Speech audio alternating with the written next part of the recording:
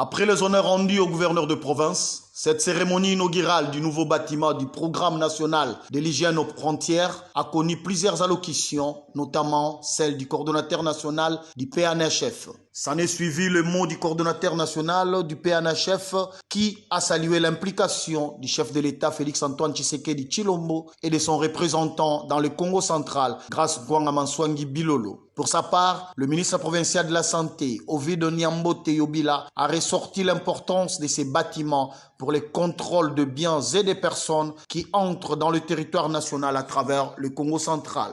Je voudrais rendre un vibrant hommage à son Excellence, Monsieur le Président de la République, Félix-Antoine Tshisekedi Tshilombo, qui, à travers son programme de couverture santé universelle, vise à renforcer la surveillance des maladies sur l'ensemble du pays.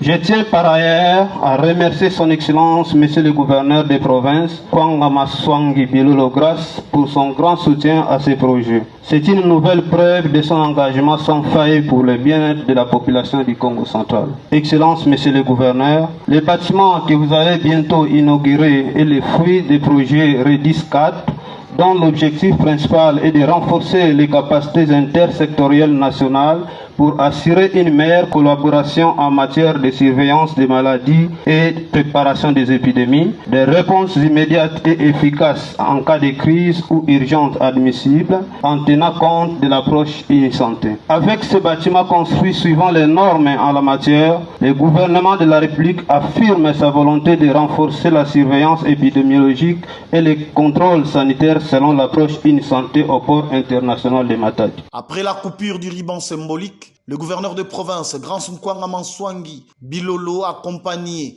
du vice-gouverneur Prosper Ntela, du questeur Omega Mbadou et d'autres officiels présents, ont eu droit à la visite guidée des différents compartiments de cet édifice. Notons que ces bâtiments s'étendent sur un espace de 862 mètres carrés avec 26 locaux répartis dans 2 niveaux.